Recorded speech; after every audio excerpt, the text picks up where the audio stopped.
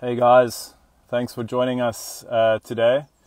I guess in keeping in line with celebrating women during Women's Month, I'm going to be chatting to a very special woman today. Her name is Jeannie, and she works for the Cape Leopard Trust and works with these incredibly elusive cats, which I've never had the opportunity of seeing. But we're going to be chatting to her a little bit more today. She's a trained biologist working with the Cape Leopard Trust and learning a little bit more about these elusive cats and some of the challenges they face and a little bit more about her work and her passion for these particular animals. So let's see if we can get her on the line here and stay tuned, as this should be a good one. Hi. Cool. Hi, James. How are you? You made it. I did. Good stuff. Can you hear me? Cool. I can. Yeah. Thanks so much Okay. again for making the time to chat to us. Excuse me, I'm chatting to you from my call, but I guess from my car, but I guess we gotta make do. Sure. How are you? Yeah, not too bad, man. I know you're calling from Paul. I think we're expecting some seriously cold weather to come through this weekend. Apparently, we've been having very mild temperatures the past week, so been missing the winter actually. So let's see what this new front holds. Well, good luck out there. I know that you spend quite a bit of your time in the field. So awesome, man. Again, just so cool to be able to chat to you. And for those of you who've tuned in, I'm chatting to Jeannie from the Cape Leopard Trust. She's a trained biologist, and we had the honor of doing a little bit of work, Black Bean Productions, with the Cape Leopard Trust in spending some time with them and providing them with some content. And I guess as a Cape Townian, Johnny, and I'm sure there are a lot of people locally who have tuned into this, because I think as a youngster, I've always been fascinated with the thought that there are actually still Cape leopards that exist and exist so close to home. And I think thinking about the fact that once upon a time there were lions, leopards, and big pachyderms like buffalo, elephant, and rhino roaming the Cape Mountains, I guess it's testament to their ability to adapt, in terms of the fact that we still find them here. Absolutely. No, it's exactly as you say. And if even for me as a student studying in Stellenbosch, I actually only after my studies I realized that there were leopards in the mountains above Stellenbosch. So it's something that, for so many thousands of people living in Cape Town, living in the areas, even the towns surrounding the mountains, places like Grabouw and Somerset West and Paul, where I am now, so many people do not yet realize that we have wild leopards roaming, and they truly are wild. I mean, there's absolutely no boundaries and fences keeping them in. And it definitely is a very harsh area to be living in, and that's why, as you say, it's testament to the adaptability of leopards and their tenacity, really. I think it's a very cool thought to know that they're around and that they've been surviving through the onslaught of human development in this area. So, I mean, I think that's exactly it. And, I think only now through social media are people starting to realize just how many, opportunities there are to see these cats in the Western Cape and, throughout, this particular area of operation. Yeah, well, you say see, that's a relative term because, so I've been with the Cape Leopard Trust now for just over 10 years, working in the Boland Mountain Complex mainly. And I've never, ever had an incidental sighting of a leopard here. So Amazing. Meaning that I've just come across one on my hikes or driving through the mountain passes. So definitely that's something that people need to realize is that, and what actually makes it all the more special for me is that how amazingly elusive they are. And the fact that I know for a fact that I've been seen by a leopard, but I've never actually seen it. And it's a very cool thought for me. Absolutely. Quite different to going for a bumble through the Sabi Sand Voltane. Absolutely, yeah. It's a it's almost like a different animal. It's like, yeah, you can't even compare that. And tell me a little bit about their population, because I think, again, a lot of people now through social media have an idea that we do have Cape leopards in the Western Cape. But talk to me a little bit about their numbers and some of the research that you guys have done in terms of how many leopards do we think are living within the Western Cape? Okay, that is a tricky one, and it's a rather contentious question. And it's not something that you can just blurt out an answer and say that's how many there are. We have, with our camera trapping surveys and work, we know that leopards in the Cape exist at a very low density, so comparatively much lower, for instance, than in the Sabi Sands.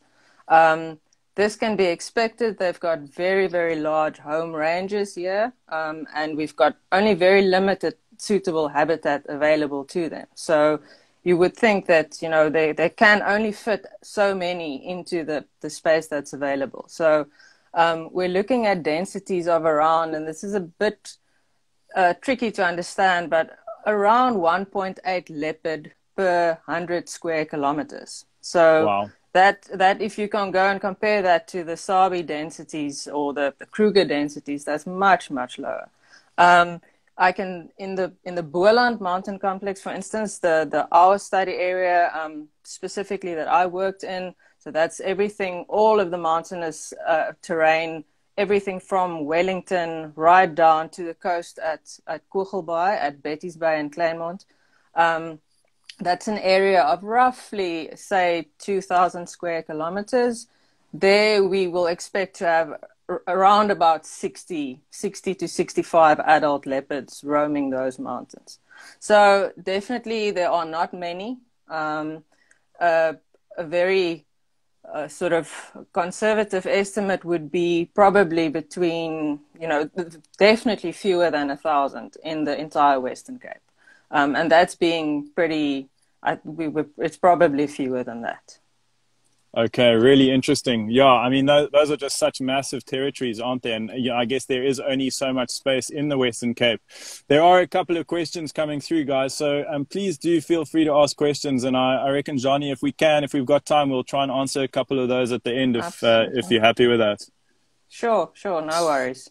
So I guess for you who have worked with these animals for as long as you have and literally spend so much time, researching and, participating in active conservation with regards to this particular species, you haven't even seen one yourself. And I guess this makes it quite challenging in terms of, in terms of doing specific research. But you guys have specific strategies with regards to how you do your research. And I know a lot of that involves using camera traps.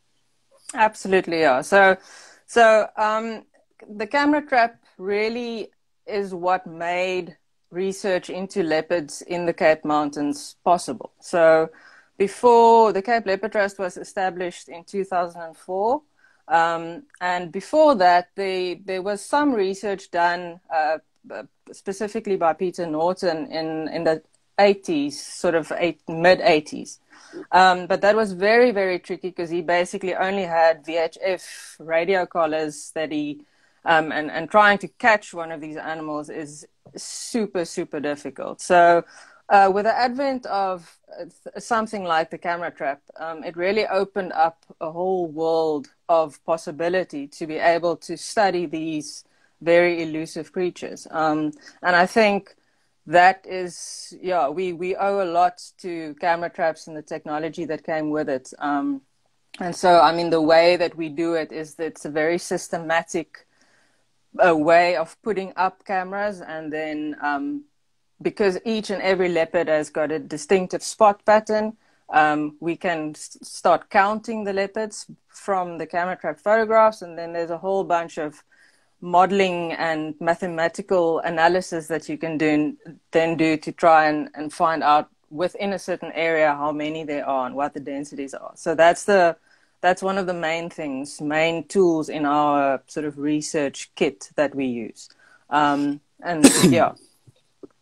Yeah, so I guess just to be clear, I know that the Cape Leopard Trust is basically forms of three pillars, and one of those is research, and certainly those camera traps would fall underneath that department in terms of the research department. So, like specifically talking about the research of these particular predators, camera traps are so important because you obviously can't, it's difficult to catch them, and sighting them can be incredibly challenging as well. So, what are you looking for when you're positioning these cameras? What is the best place to position a camera trap? Yeah, so we look for, when you start out, you sort of touching, feeling your way still, and later on you start to think like a leopard. There's often times where you walk on a piece of Jeep track and it's just like this is a spot. I just have a feeling about this spot. So we look for places generally where animal movement is channeled a little bit. Specifically for leopards, we basically always put it on game trails or Jeep tracks or hiking trails or mountain bike trails. Cats generally are, they sort of take the way of least resistance. If they don't have to bundu bash through wet fynbos, and there's a perfect little path, then they'd rather take that. So we put our cameras mainly on those paths, and then, as I said, we want to ID them, so it also entails putting two cameras on opposite sides of the path, so that you have a simultaneous shot of, as the cat walks past, you want a simultaneous left and right flank shot of the cat as it walks. And that then is the identikit for that specific animal, or individual rather. Yeah, so, and there's a few other pointers that we always, many private landowners also now are interested in obtaining these camera traps, and we absolutely, we're very keen for them to do that and then contribute their data to the Cape Leopard Trust database. And there's a bunch of different pointers that we can give people to put up these camera traps. Yeah. Yeah, that makes total sense. So in terms of actually identifying these cats, with regards to their spot pattern, you're not necessarily looking at their face, you're actually looking at the flanks of these animals. Yeah, I know it's just a different way of doing it. There are research projects looking specifically at the pattern on the face. We've found that lateral side on, like a proper lateral flank shot, actually works best. There's a whole suite of, and it's you don't look at a specific little rosette. You look at it's a very pattern recognition kind of exercise, visual exercise. So there's also in development, there's a lot of software that can start to automate this process. But I mean, for me personally, it's actually one of the coolest things to do is sit with those photographs and try and identify, and sometimes it's very easy. Sometimes some things, there's just patterns that just jump out at you, and then other times the camera didn't trigger quite quick enough, so you just have a little piece of the shoulder or a little piece of bum, and then it gets tricky. Then sometimes you need a glass of red wine just to help you see more clearly. Awesome, man. I mean, you can just imagine, or I could just imagine what a massive undertaking it must be, especially when you initially started. You've got these elusive cats that you very rarely see. You have to rely on setting up a camera trap to document them, and then you need to build up this database of cats. And I can kind of relate, because when I worked as a guide in the Sabi Sand, we did a similar thing. We built up essentially a database of various individuals that we saw, and eventually we could easily identify these cats. And I guess it's something that you guys now can quite easily do with regards to cats that you see on a regular basis.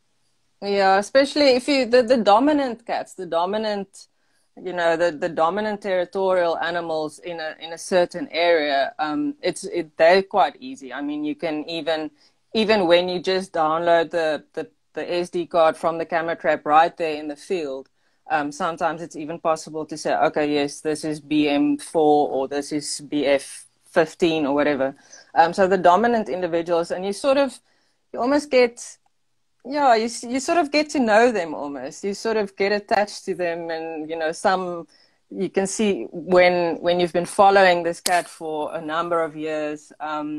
Yeah, and then there obviously is a turnover in territory, so a dominant cat won't stay there forever, and then you'll sort of start seeing, okay, this new animal, new individual, start picking him up more and more, and the other one less and less, and until the previous one you don't find it anymore at all.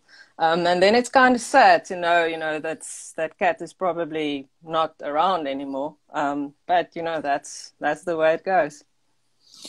You know, I guess staying on the research side of things, you know, just on that particular pillar, other than camera traps, you're also looking for signs in the bush. So, and, you know, I think this is something quite cool for, you know, those of you who are watching, is to just be a little bit more observant when you are walking, especially in areas where, you know, there are populations of Cape leopard, but it's quite easy to find their tracks, and it's quite easy if you know where to look to find evidence of these cats moving through the Cape Fold Mountains. Yeah, I mean, I'm not sure if easy.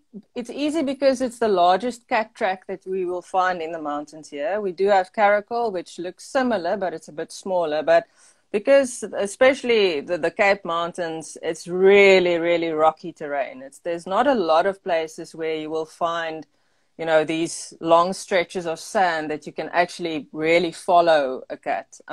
So tracks is something that we do definitely use, but something that's a bit more, almost more distinctive in the Cape Mountains is the scat, so the leopard droppings. And that's something that we not only to indicate where there is leopard movement, but we also, of course, we collect those scats, just half of the scat, because the scat is a territorial marker. So we don't want to remove that whole message there. For sure. And then, so the half of that scat then comes with us in a little brown paper envelope with the GPS coordinates on that. And we then take that to the lab. And then there's a whole process of drying and washing those scats, and then removing all of the macroscopic elements like the nails and the hair, or the hooves and the foot pads and the things of the prey animal that's been eaten. And then all of the hair in that scat also, because each and every mammal species hair has got a different microscopic pattern.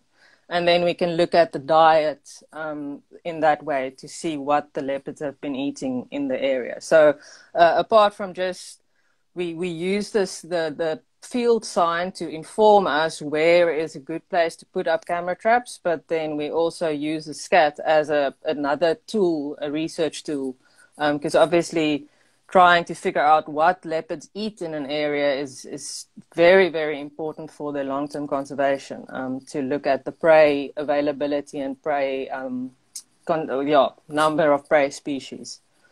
Yeah, that makes total sense. And I guess one of the biggest concerns is, you know, the mentality that a lot of farmers have with regards to, I guess, a leopard's diet making up primarily of, you know, livestock, you know, them targeting livestock. And you've found quite an interesting thing with regards to the research that you've done, that's actually not the case with regards to Cape leopard.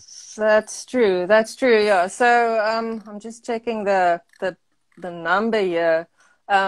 Definitely livestock it's not a staple of leopard diet. So in the three study areas that we looked at, being the Cederberg, the Little Karoo, and the Boland mountain complex, less than about 5% of the diet actually constituted livestock.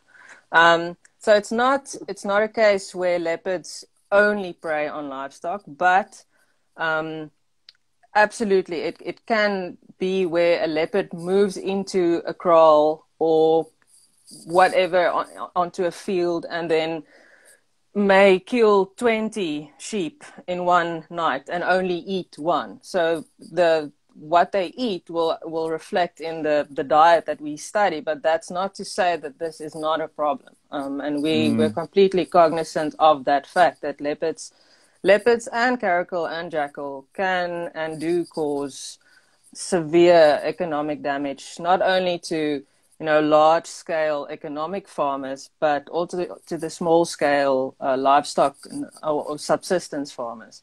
Of course. Yeah, so that is, it's something where we have the science to back up the fact that we say livestock's not a staple of leopard diet, but that does not mean that leopard-human conflict is not a real thing. Of course. And with regards to your findings, with regards to the scat, I'm quite interested in learning more about what they do actually prey upon, because, obviously savanna leopards eat anything from, a little insect up to, a buffalo calf. So what are these leopards feeding on? So very, very similar. I mean, generally leopards are not fussy eaters. They will pretty much eat anything they can find, and that's why they've been able to, they are so adaptable. But in our areas, those 3 areas that I mentioned, basically they take whatever is most abundant in that specific larger area. So, for instance, in the Boland Mountain Complex, we really have a lot of porcupine, we have a lot of grysbok, Cape grysbok, klipspringer, and rock hyrax. And those 4 are the main prey items for leopards in the Boland complex. In the Cederberg area, not so much porcupine and grysbok, mainly klipspringer and dassie, rock hyrax. That's basically what they eat there. So it is, when we start looking at this long-term conservation of leopards, we absolutely need to look at those prey species as well and see if those populations are stable and if there's anything that threatens those prey species, because that will influence leopard survival as well. Of course, and of course that can also be, snaring and the bushmeat trade, can't it? Or at least, people going out and illegally poaching animals. Absolutely. So the whole snaring thing is something that, it's a few years ago we started realizing that this is actually happening. When you think of snaring, it's something that you normally think of more higher up in South Africa in the bush. It's not something that you think of in the Boland, but it definitely is. We've now been working on this issue for a while, and it is clear that it's definitely a prevailing thing that is happening. And one of the main concerns with this is absolutely that fact that the main target species or main species that are caught in these snares are exactly those prey items for the leopard. So snares have a direct negative impact on leopards in that they themselves can get caught in these snares. And that then obviously leads to just very, very bad consequences. But then also because of the prey that is getting caught, and the prey-based depletion then is a secondary threat from this practice. And so that is something that, in the long term, we absolutely need to look at how to manage this. And it's such a difficult thing. I don't think anyone's got the answers. It's a socio-economic issue. So it's something that's, it's not only in the conservation realm, it's also it's now getting a sort of an interdisciplinary approach. And that is something that we are looking at the moment. Insane. I would have never have thought, obviously, human-wildlife conflict and poaching, like you say, up in certain parts of Africa is, incredibly problematic. But one would have never have thought it is an issue here in the Western Cape. I've never seen evidence of poachers or, actual poachers walking through any of these areas and didn't realize it was such an issue. And I'm sure with COVID, it's made even more of an issue or it's kind of it made the problem even worse. Yeah, I mean, we don't have direct evidence for that, but you would expect that there certainly could be an increase in poaching activity. So just to give you an idea of the numbers, we had a we have a snare patrol officer whose sole responsibility it was for a year period to go to properties and patrol and look for snares. And I don't have the final numbers, but on I think it was the 6-month mark, he had removed just under 500 snares just from the Boland area. So wow. yeah, so that's the photographs that you are showing there, that's all snares that we find here in our mountains. So and definitely it's on it's concentrated on the borders with natural areas. And I think in the Boland that's a big issue, because if you look at the Boland complex from the air, it's virtually completely enveloped by human activity and by, farms and settlements and towns and roads. So that human-wildlife interface is really very stretched out along the Boland complex. And so, yeah, so I think that is, in this area specifically, that is one of the main issues to be looking out for. And, it's something that we try and create a lot of awareness about this, because there are so many people hiking and walking in the mountains here. So, we're looking for people. We need some more eyes and ears on the ground.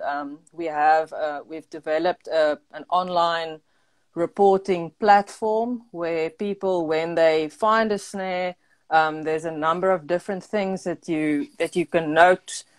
So while we're at this, we're also trying to gather some data. Where is it mostly anchored? Where are they mostly placed? What material is mostly used? So that we can try and inform also the conservation agencies to have a more sort of directed approach at dealing with this. Interesting. I mean, it's almost like a crime scene. And I think, again, we want to encourage, people who are walking in the mountains to look out for signs of, like you say, not only leopards, being able to ID their tracks, but also, these horrific snares that are laid, not necessarily to catch them, but they end up being, a bycatch of, this terrible practice. Absolutely. And then I guess, talking to applied conservation, essentially that's that's a big role that you guys perform as well, is actually, working, with people in the private sector, i.e. farmers, and engaging with them. And I guess engaging with communities as well in terms of educating them about this keystone species and why we need to protect it. Absolutely. So, I mean, the two things here is, the threat of wire snares and the threat of direct conflict on livestock farms mostly. So both of those have a very, very big element of community involvement attached to it for it to be successful. So with the snaring specifically, we also do a lot of awareness raising on farms with farm workers to just open their eyes for the sort of the diversity that's on the land, and why do we need leopards and why is it actually important. So to try and from the bottom up, not only have a top down approach, but also a bottom up approach. And same with human wildlife conflict. It is also, it's a journey to work with a livestock owner and look at what possible mitigating solutions can we incorporate here, and to also try and foster that appreciation for the leopard. And it's for many livestock farmers, it's just the absolute, just get rid of all predators forever, and that we've been trying to do that for 400 years and it hasn't worked. So crazy. We really need to start. It's a mindset change, and it's not easy, and it's not, it's always, with all of these things, you need to be very, very open to listen, and not just go in guns blazing and this is what you shouldn't do, this you can't do this. So there's no for both of these issues, there's no silver bullet solution. It's a matter of we try and engage with people and just build a relationship, and from there try and see how you can manage this. And so you've got possibly, you know, a lower income tier that are, you know, are literally hunting for bushmeat. And then you've also got farmers that are, you know, both, like you say, large scale farmers and, you know, smaller subsistence farmers who are trying to survive, actually competing with the leopard. I guess it's challenging trying to encourage people to protect a species that's very difficult to see. And again, why media and imagery, you know, can certainly be helpful. But what are the majority of farmers' approach to the leopard? I mean, I can imagine it must be a really challenging space to navigate.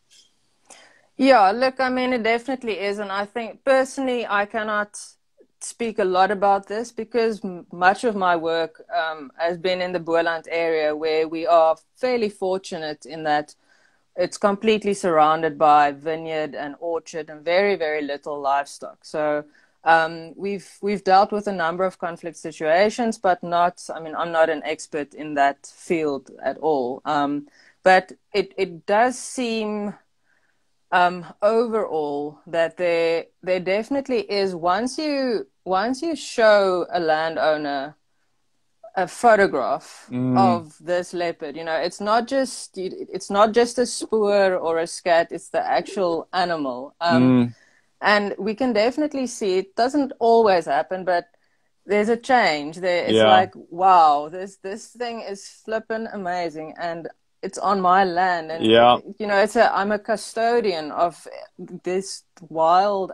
So you know, in that way, the camera trap photographs is also a very cool conservation tool, not only for leopards, but you know, showing the variety of animals that occur in an area. Because if you look at the mountains, especially you know, the Cape Mountains, walking and hiking there, you very rarely see animals. You see their tracks and some sign if you know what to look for, but you very rarely see animals. So we've had cases where we visit a landowner and we say, no, we're going to put the camera up and we're trying to see, you know, all of the animals that's walking past, and then they'll go like, hier's niks op hierdie plaas nie. There's nothing. You can maar los it. There's no use. But then, okay, it's fine. We put up the camera, and then, you know, a month later, we collect the card. We show them actually on the camera. You show them this and this and this, and then they'll be like, "Ooh, I told you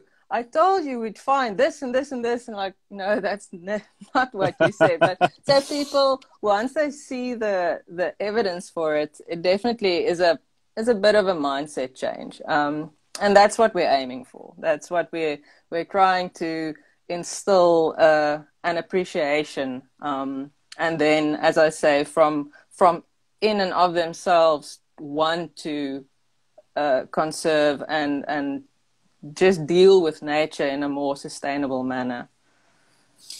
And I guess just staying with applied conservation, are there recommendations at all that you make to farmers? Or is there any way to mitigate conflict? You know, we've, I guess, seen some methods used up in East Africa, but are there methods to, you know, try and keep predators like caracal and leopard away from livestock?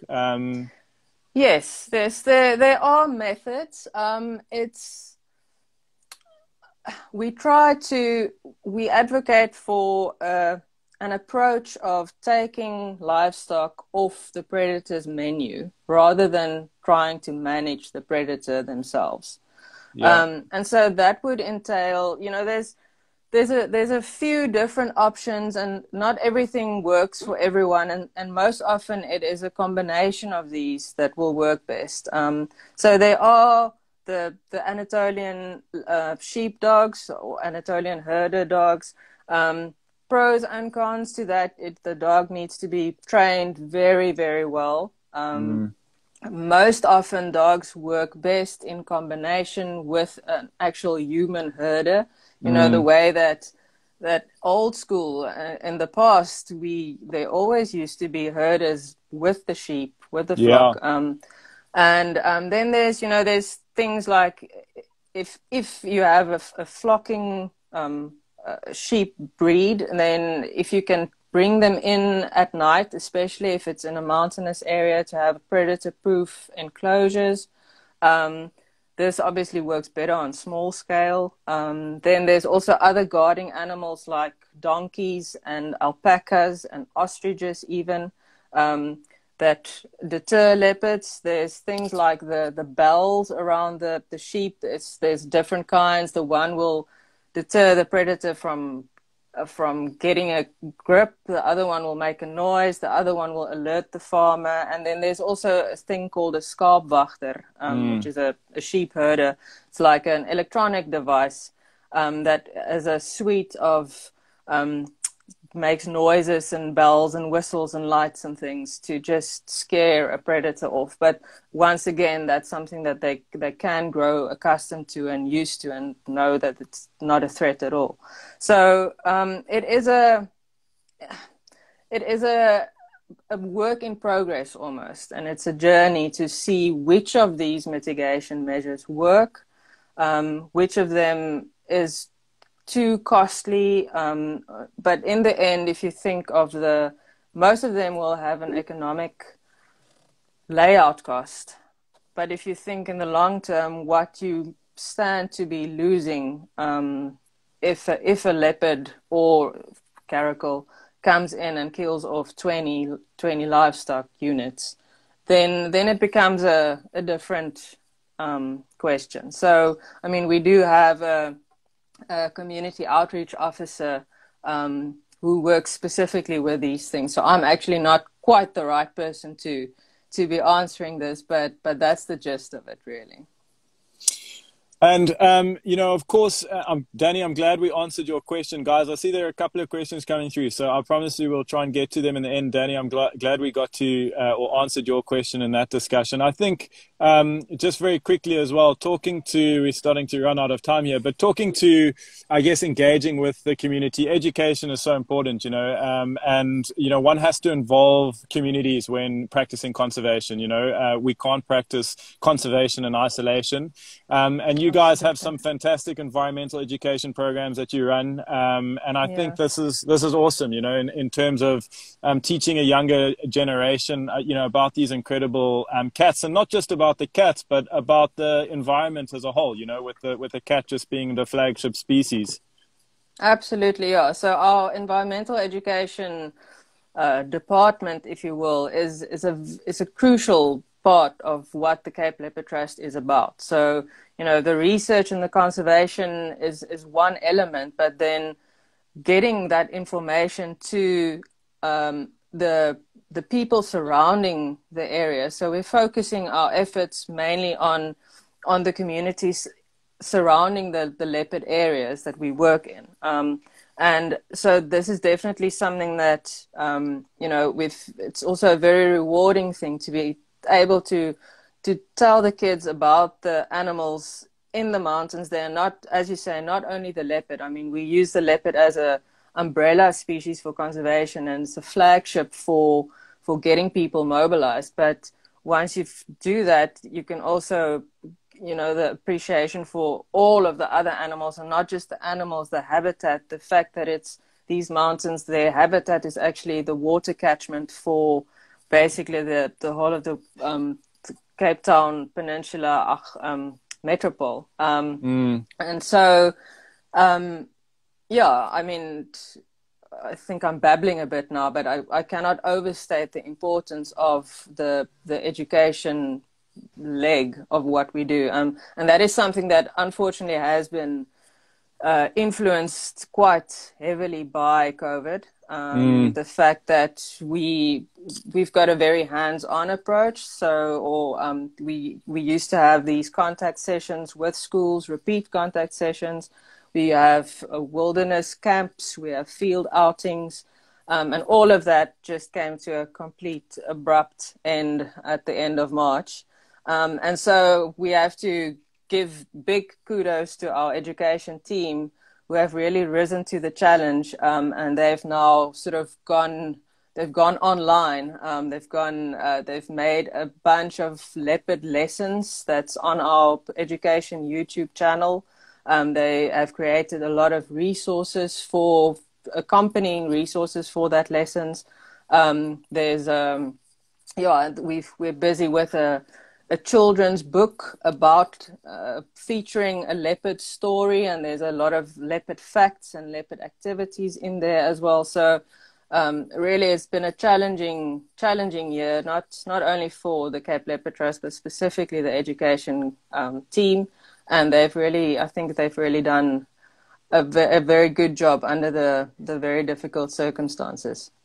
So we're very much looking forward to, whenever that may be possible, to once again get back to the schools that we're working with, and start that hands-on approach again. But until then, we'll be sure to keep the online content coming. Well, kudos to your team. And I think, someone saying your website's incredibly informative. So, yeah, if you guys want to learn more, go check out the website, and obviously check out Cape Leopard Trust's Instagram page. It's seriously informative. I guess looking at a bigger picture, I've got a screen grab here, which is not really showing us too much information, but essentially, the leopard's historical distribution has reduced quite drastically. They say close to 75%. What are the biggest threats facing, we've obviously talked about some of the challenges, but what are the biggest threats facing the Cape leopard specifically? I'd probably say, it's the same threat that's basically threatening most biodiversity on Earth at the moment, and it's habitat loss and fragmentation. So, I mean, the two main things that will determine whether leopards can persist in an area is whether they have suitable habitat and whether there's enough prey. So all of the threats surrounding the loss of habitat is definitely a huge factor, and then all other threats surrounding the prey, the loss of prey, and then, I mean, there's a few others as well, but I think those are the main concerns.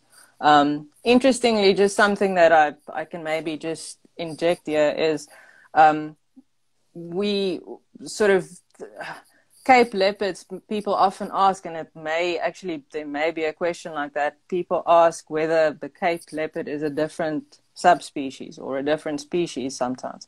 And it actually is not. So we sort of, these days, we talk more about the leopards of the Cape just to take that it can be a bit confusing because Cape leopard sounds like, something that's different to leopards up north, and they're actually genetically they're what we call a different management unit. So it would mean that we don't take leopards from the Cape and go plop them down in the Kruger and vice versa. But it's all still Panthera pardus pardus. It's the same subspecies that we will find all across Africa, basically. But leopards here are definitely, they're smaller.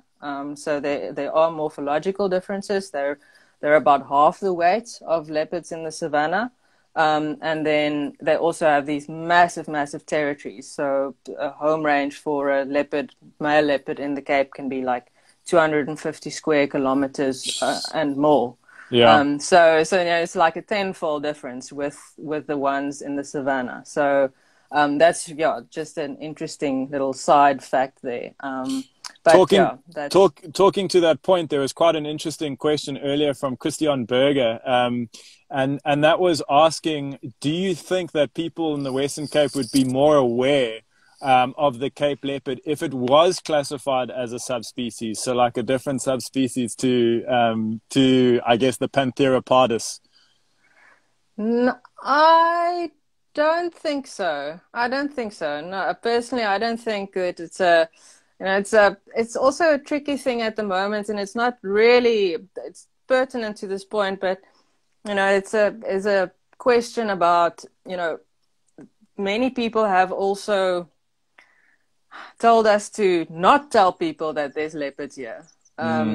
Just keep it a secret. Keep the people shouldn't know about it. And it's a difficult thing to navigate. But I mean, we feel that, you know, if you cannot conserve something, you cannot care about something if you don't even know that it's there. Yeah. And so we refrain from, for instance, making public where exactly, like exact locations of where leopards were seen or where photographs were taken. But we feel it's very important that people should know that they are here and that they are facing threats. And if we don't do anything about it, then it might not be so for very long. I think let's get to one or two questions if you're happy with that, Jeannie, just because a couple have come through and we're kind of running out of time here. There was a question by Lisa asking, how long do Cape leopards survive in the wild, and how do you record this if you never see them? Yeah, so that's an interesting question, and it's something that, so we've actually, we were fortunate in that, so when we started in the Boland, with the Boland project in 2010, we got to a landowner who had actually put up his own camera traps a number of years before that. So he started putting out his own cameras in 2004. And he took a photograph of a young male leopard at that point, who was the dominant territorial cat in that area. And then when we started our camera trapping work, we actually found this very same cat still patrolling that area. So they become sort of dominant at around 3 years old. So at that point, that cat would have been at least, say, 12 to 13 years old. The general idea is that, you know, males will, we haven't had a male older than 14, and I think the oldest recorded, and with recorded I mean a continuous camera trapping record, because otherwise you can't know. For a female, I think it was 16. So that is very old. Generally, we see that a male, a very strong, big, dominant male will sort of patrol an area, be the dominant cat in that area for around 7 years, maybe. It obviously it varies a lot. I can't actually just say that now, but the strong, dominant animals will keep their territory for a very long time. So it's a fairly stable system, and that's why it's so very important also with, you know, removing animals from a system by, for instance, catching them in a trap or shooting or whatever. It's a whole cascading effect, because then you're creating a vacuum for a new animal to move in. So it's really not solving the problem in the long run. So I sort of veered off the question there a little bit. No worries at all. Matt McDonald wants to know, where is the most unlikely or unexpected place you've ever found a leopard? I guess as a team. Oh, wow. I mean, obviously a photograph of a leopard, I assume. Well, there's one. Sure, this is an interesting question. I have to think about this now. I mean, the thing is, where we put our camera traps is places that we sort of expect to find them. There's been a few instances where, you know, they do surprise us sometimes, and then you'll see a leopard pop up somewhere where you wouldn't think that it should be. But I'm trying to think now of a specific place. Let's move on to the next question, and I'll keep that at the back of my mind and see if I can think of something. There's a few photographs that we have where you actually see the leopard with the lights of Grabouw or the lights of Somerset West in the background. That's pretty cool. And there's another place where we have the ocean in the background, and that's something that you don't associate with leopards really, is the sea and houses and lights. But yeah, I think it really needs. Yeah. Even just like, you know, seeing a leopard in the Western Cape is, you know, it's just an incredible thing to see. And, you know, you see these pictures like this one here, which was taken from a vehicle, And, I saw another picture or a video clip of, again, people who were just driving past, I think, where was it? I think it was close to Kochel Bay or somewhere around that area. And there was this relaxed leopard cub next to the road. So, I mean, I guess and then recently, not in the Western Cape, but up the Garden Route, there was that female with 2 cubs, literally just sauntering through the forest. So, I mean, these are just, I guess for us as locals, who don't realize that there are leopards around, just a bizarre place to see a big wild cat like this, Absolutely. Yeah. I mean, sightings do happen. Every once in a while we get a report of a sighting, and sometimes someone is actually lucky enough to take a photograph. And the one sighting was actually on Solori's Pass. So no that ways. very, leopard running across there on the highest part of the bridge, and then running along the path and down.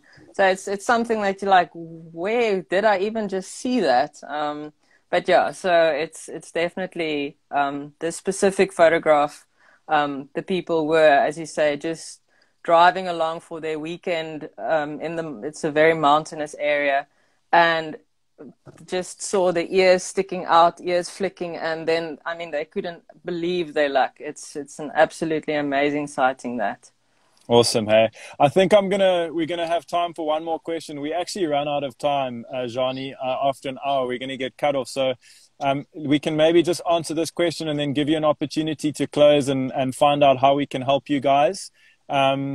I think the final question is from Christian Berger. He wants to know if there's a possibility of a reintroduction program in the Cape. For example, introducing savanna leopards into the Western Cape. I thought you meant on the Cape Peninsula. No, not at this time. So as I said earlier, we're not mixing leopards from the Cape with leopards from the savannah. They're a different management unit.